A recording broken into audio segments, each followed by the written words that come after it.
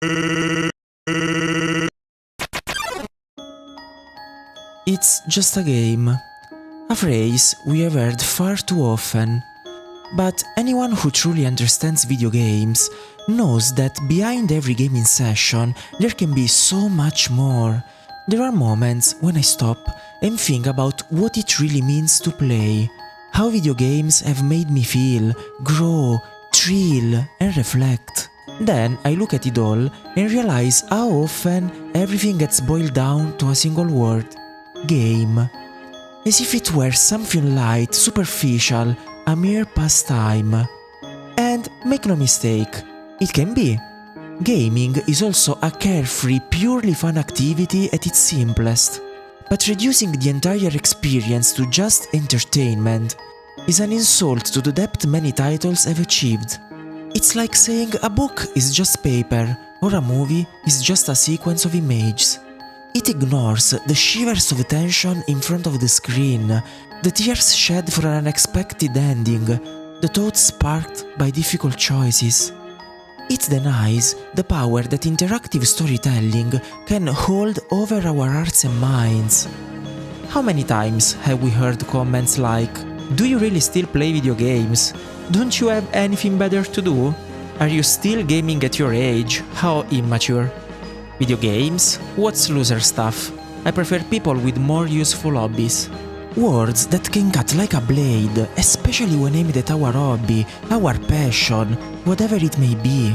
And it saddens me to think that in a world that celebrates pop culture, TV series, film festivals, anyone who chooses to immerse themselves in a digital universe is dismissed as a time waster.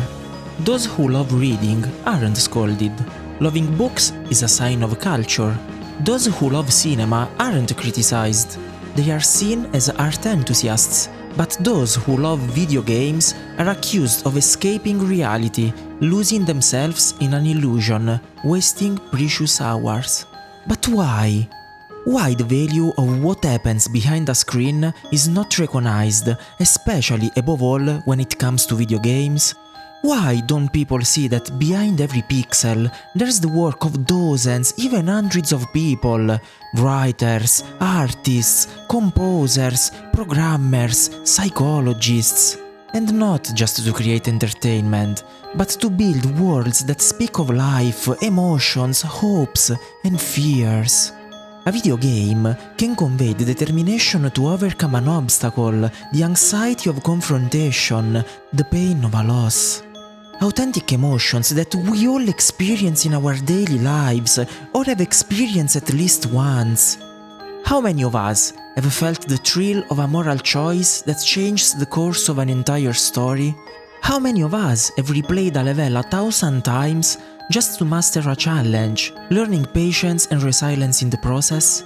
And how many of us have empathized with a virtual hero, feeling less alone in our own journey, less inadequate in the face of hardship? And yet, all these lessons are dismissed with a "it's just a game," belittling the therapeutic potential they can have, the comfort they offer after a hard day, and the insights they can impart. As if none of it mattered, as if it were all worthless. And on the contrary, games are often demonized, seen as the cause of distress, poison for the mind, a sterile pastime that leads only to isolation, apathy and addiction. As if the world's evils could spring from a switched-on console, rather than from what we choose to ignore every day in reality. Too often, prejudice stems from a superficial, stereotypical view. Video games equal for kids. Video games equal a waste of time. Video games equal violence. And when they are labeled that way, it becomes easy to see nothing else, to miss their depth, complexity and beauty. And it becomes convenient to dismiss gamers as people who don't want to grow up, who can't face life, who are just running away. But isn't binge watching a TV series a kind of escape too? Or reading to get away, or writing to find meaning? It's just that those escapes are accepted, culturally recognized. Gaming, however, is still seen by many as something lesser. And so I wonder, since when did free time becomes something we absolutely have to spend on something productive, useful, or more socially acceptable, isn't it by definition free? So, shouldn't we therefore spend it doing what we are passionate about, what we enjoy, what gives us moments of tranquility and carefreeness, and above all, makes us feel alive? Reading a book demands concentration, imagination, dedication, and yet, nobody calls it a second-rate activity. Watching a movie requires emotion, empathy, the ability to put yourself in someone else's shoes, and still, it's considered high art. So why, when it comes to video games, does all that vanish? Isn't it true that a game can confront us with complex stories, moral dilemmas, existential questions?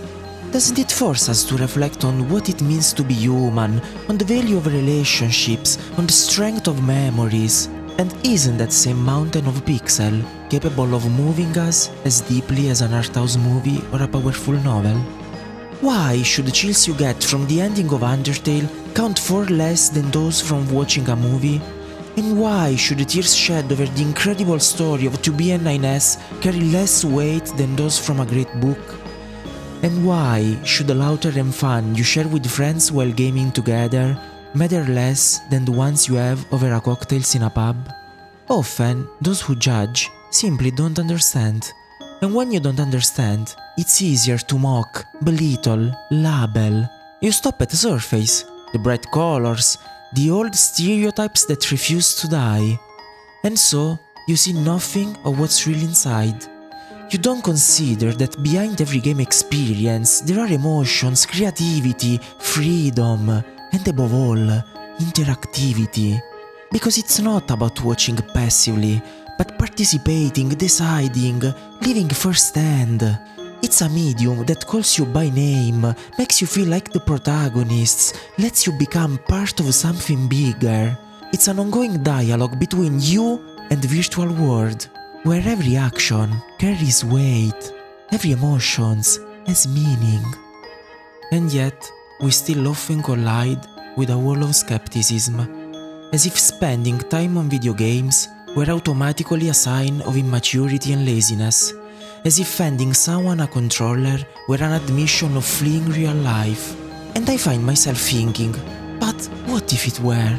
Is it really so terrible to escape, even for a moment, from a reality that sometimes weighs us down, that wears us out?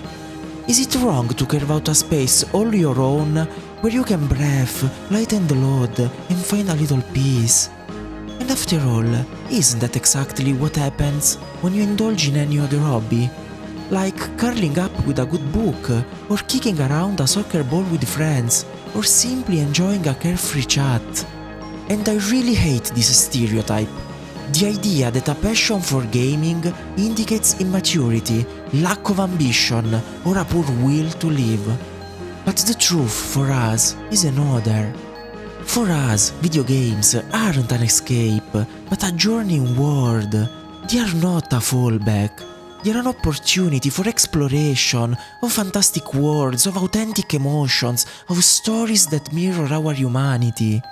Each session can be a moment of pure fun and relaxation, and just as much a moment of personal growth. It can teach the value of teamwork in multiplayer, push us to exceed our limits when we tackle a tough challenge, and offer comfort after a particularly hard day. And yet, despite all this, video games are still too often dismissed as a one-way ticket to idleness, rather than celebrated as a portal to imagination. And it's sad to think that video games, like other old-fashioned hobbies, are often dismissed as the ultimate useless pursuit, while elsewhere, creativity is celebrated as the highest value. I really wish we could flip that perspective and open ourselves to the fact that video games can be powerful tools of emotions and knowledge, that they can tell epic or intimate stories, make us reflect on ourselves, teach us empathy, that they can be art just as much as a painting, a novel, or a movie.